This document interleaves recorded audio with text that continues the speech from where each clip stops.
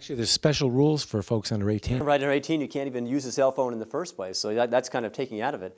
But once you get past the 18th birthday, once you're off of the provisional license, then you can go ahead and do that. And I think it's important for people to understand is that under this bill, that talking on the cell phone and texting are two things that are really not prohibited at all. It's really pairing it up with another infraction.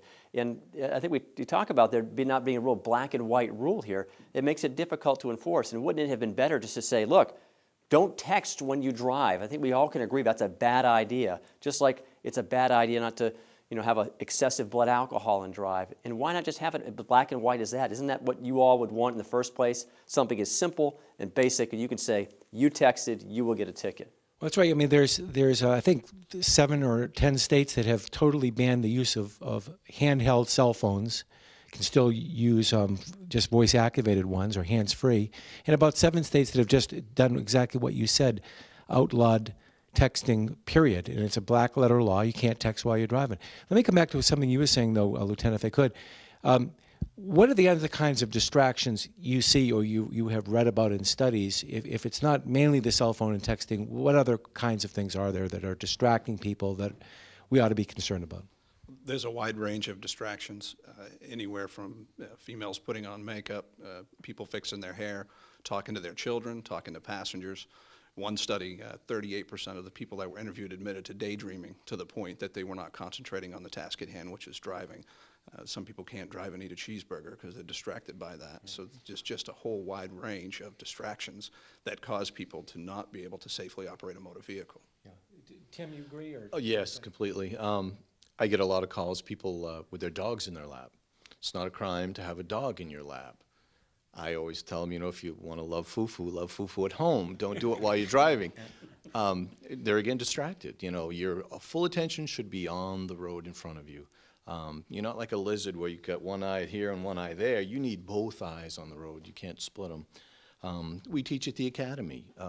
It was very handy. We've have two-way radios for 50 years in the cruisers and have been talking on them. Right. And every class we tell the new troopers, if you see a hazard coming up, put the mic down. If you're on the cell phone and you see a hazard coming up, put the cell phone down. It'd be kind of tragic to die with it in your hand, but people don't realize they can put it down. You see an intersection, a car stopped in front of you, put it down. Hold on, boom. You're focused. Matt, you mentioned there are a number of other approaches. Other states, how are they dealing with this? Are they getting some much more specific than Maine is at this point? Well, it's literally and figuratively all over the map what states are doing. And of course, the federal government's weighed in as well with the commercial vehicles, and they're exploring bans on text messaging as well. Because and the level of distraction sort of depends on the level of the problem. Because someone telling their kids to quiet down or giving a dog biscuit to Fufu is a little bit different than text messaging, which has been found in studies, and I've seen the demos. You're actually much more likely to have a crash while texting than you are while driving under the influence of intoxicants. So you are talking about a major safety issue here. The different states have handled this in a very broad array of approaches. As you mentioned, several states have banned any use of cell phones whatsoever. Some have gone to hands-free only. This is an evolving debate, and some of it's going to involve some science education as well, because the only laws that these fellows here cannot enforce are the laws of physics. And this is the challenge that I face every day with young drivers, is that if they just understand that their bodies don't do well when they come to a sudden stop at 60 miles an hour. And I don't think people really fully understand the physics involved in crashes, and we don't do a good job teaching it.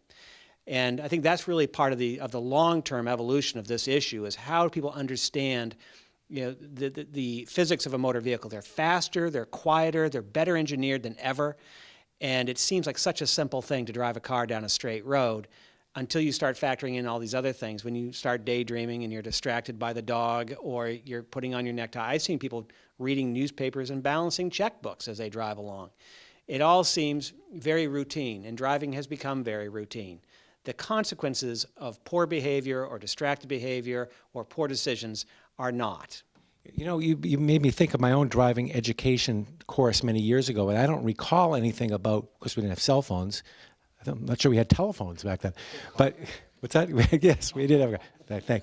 But I wonder if that's, and it is a major cause of accidents. And you just took driver's ed in the last couple of years, probably, Jake, right?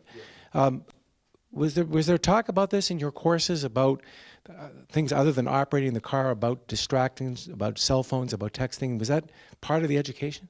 I think now, based on some of the things that Secretary of State Dunlap said about how cars have gotten faster and more able to do different things, and then coupled with distracted driving, I think driver's ed teachers have to include it, or else it's going to happen anyways.